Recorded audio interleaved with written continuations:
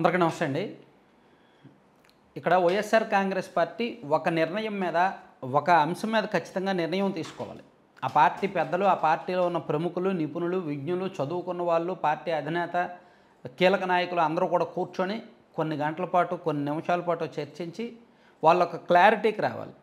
ఆ క్లారిటీకి వచ్చిన తర్వాత రాజకీయంగా ఒక విధానపరమైన నిర్ణయాలు అమలు చేస్తే బెటర్, కొన్ని ప్రచారాలు చేస్తే బెటర్. లేకపోతే చరిత్రలో ఒక చెత్త నిర్ణయాలు తీసుకున్న పార్టీగా, లేదంటే చరిత్రలో వ్యతిరేకత ఇంకా పెంచుకున్న పార్టీగా, ఓడిపోయినప్పటికీ వ్యతిరేకత పెంచుకున్న పార్టీ. సాధారణంగా అధికారంలో ఉన్న పార్టీల మీద వ్యతిరేకత వస్తుంది. అధికారంలో ఉన్న పార్టీల మీద వ్యతిరేకత వచ్చి ఆ వ్యతిరేకత విపక్ష పార్టీలకి, ప్రతిపక్ష పార్టీలకు ఓట్ బ్యాంక్గా మారుతుంది. సాధారణంగా రాజకీయాల్లో రొటీన్గా జరిగేది అదే. కానీ ఇక్కడ మన రాష్ట్రంలో విపక్షంలో ఉన్న పార్టీ మీదే వ్యతిరేకత పెరుగుతోంది. ఈ 3 నెలల్లో కూడా అధికార పార్టీ మీద ఇంకా వ్యతిరేకత మొదలు అవ్వలేదు. ఇంకా వాళ్ళకి టైం ఉంది. ఇంకొక 6 నెలల్లో, ఇంకో 3 నెలల్లో టైం ఉంది. పథకాలు అమలు చేయకపోతే అప్పుడు మేబీ వ్యతిరేకత మొదలవుద్ది. పథకాలు అమలు చేయడానికి ఇంకా టైం ఉంది.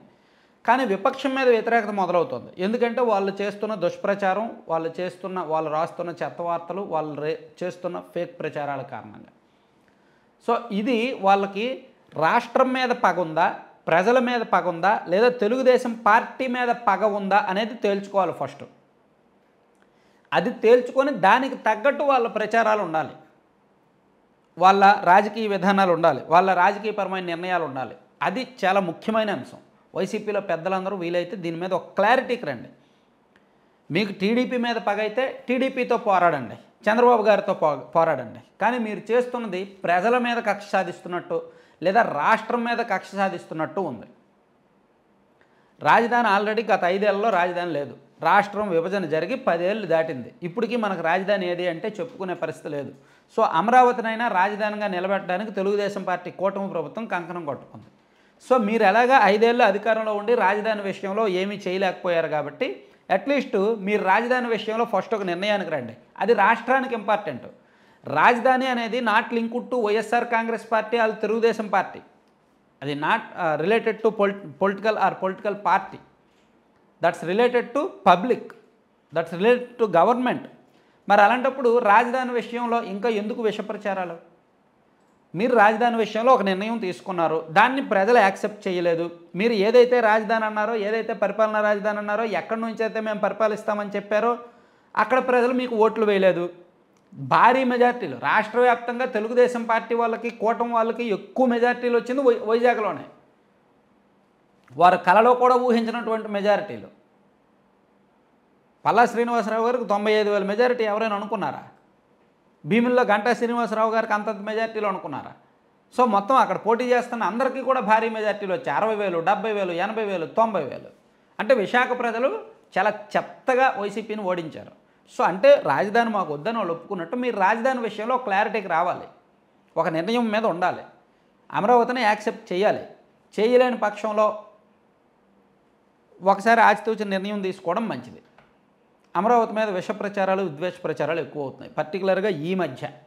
దానివల్ల రాష్ట్రానికి నష్టం, ప్రజలకు నష్టం. సో అదంత కరెక్ట్ కాదు.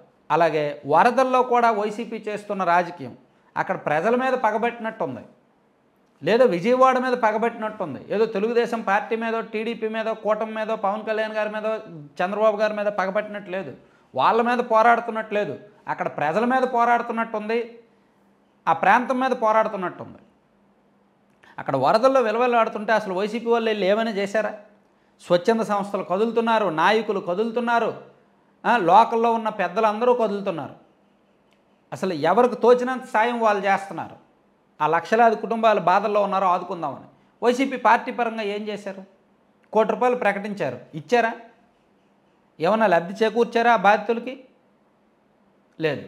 మరి దీన్ని ఏమంటారు? జగన్మోహన్ రెడ్డి గారు 3 రోజులు వచ్చారు, లేదా 4 రోజులు వచ్చారు, ఇప్పుడు ప్రస్తుతం బెంగళూరులో ఉన్నారు. సో దీన్ని ఏమంటారు? సో నేను ఇక్కడ వైసీపీని తప్పుగా పట్టాల్సిన అవసరం నాకు లేదు. టీడీపీ అయినా, వైసీపీ అయినా, జనసేన అయినా నాకు సమాన దూరం. మీరు కావాలంటే నా వీడియో, నన్ను ట్విట్టర్లో వైసీపీ వాళ్ళు తిడతారు, టీడీపీ వాళ్ళు తిడతారు, జనసేన వాళ్ళు తిడతారు ట్విట్టర్లో నన్ను. టీడీపీ వాళ్ళు అయితే నిన్న సాయంత్రం మరీ దారుణంగా తిట్టారు, చెత్తగా తిట్టారు నిన్న టీడీపీ వాళ్ళు. ఎందుకంటే వాళ్ళ నాయకుడి మీద, ఎవరి మీదో నేను వీడియో చేశాను. సో ఆ నాయకుడు పెంచుకున్న వాళ్ళు కొంతమంది ఉంటారు కదా, సో వాళ్ళు నా మీద పగబట్టి చాలాసేపు ట్రోల్ చేసి విపరీతంగా మాట్లాడారు. ఈవెన్ అక్కడికి ఒకరోజు ముందు నిన్నగాక మొన్న వైసీపీలో ఒక కీలక సోషల్ మీడియా కార్యకర్త ఎవరో నన్ను చాలా దారుణంగా ట్రోల్ చేస్తూ ఒకటి పెట్టాడు. సో అలా నన్ను ట్విట్టర్లో సోషల్ మీడియాలో ఎవరికి కావాల్సిన క్లిప్పింగ్లు వాళ్ళు వాడుకుంటారు, ఎవరికి కావాల్సినట్టు వాళ్ళు నన్ను తిడతారు. సో నేను 3 పార్టీలకు దూరమే. అలాగే నా వీడియోలను వాళ్ళకు అనుకూలంగా కూడా వాడుకుంటారు. నేను చేసిన వీడియోల్లో వాళ్ళ నాయకుడికి అనుకూలంగా మొన్న జనసేన పవన్ కళ్యాణ్ గారి గురించి ఒక వీడియో చేశారు. జనసేన వాళ్ళు విపరీతంగా వాడుకున్నారు ఇన్స్టాగ్రామ్లో, ఫేస్బుక్ పేజీల్లో. ఆ మధ్య గొట్లవల్లేరు కాలేజీ మీద నేను ఒక వీడియో చేశాను, అప్పుడు వైసీపీ వాళ్ళు కట్ చేసి వాడుకున్నారు వాళ్ళకు అనుకూల పేజీల్లో. అలాగే చంద్రబాబు నాయుడు గారి మీద ఒకటి చేశా, అక్కడ టీడీపీ వాళ్ళు వాడుకున్నారు. సో అలా పాజిటివ్కి నెగిటివ్కి నా వీడియోస్ క్లిప్పింగ్స్ వాడుకుంటున్నారు. కాబట్టి నాకు ఏ పార్టీ మీద ద్వేషం అనేది ఉండదు.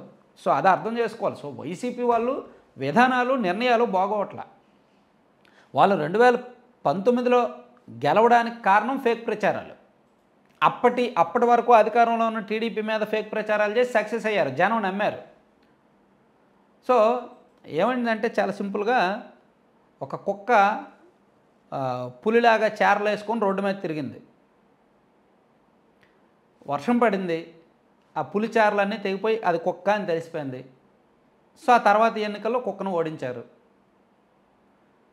అది కుక్క కాదు నిజంగా పులి అని నిరూపించుకోవచ్చు. సో వాళ్ళు ఏమంటారు, కుక్క కాదు మేము నిజంగా పులి అంటారు. సో వీళ్ళు మాత్రం లేదు అది కుక్క అంటారు. లేదు, వాళ్ళు నిజంగా నిరూపించుకోవాలి అంటే 2019లో వచ్చిన గాలివాటం గెలుపు కాదు, నిజమైన గెలుపు అని నిరూపించుకోవాలి. జగన్మోహన్ రెడ్డి గారి బలం నిజమైన బలం అని నిరూపించుకోవాలి. అది ప్రజలు ఇచ్చిన తీర్పు 2024లో ప్రజలు ఇచ్చిన తీర్పు తప్పు అని వైసీపీ ప్రూవ్ చేయాలి. అలా ప్రూవ్ చేయాలంటే రాష్ట్రం మీద పగపడడం కరెక్ట్ కాదు. ఫేక్ ప్రచారాలు చేయడం, దాన్ని ప్రమోట్ చేయడం, తప్పుడు వార్తలు రాయడం, దాన్ని గోడలకు అతికించడం. సో ఇవన్నీ కూడా రాష్ట్రాన్ని, రాజధానిని లేదా ప్రజలని నష్టపరుస్తాయి తప్ప టీడీపీని నష్టపరచవు. ఎందుకంటే అది ఎవరు నమ్మరు కాబట్టి.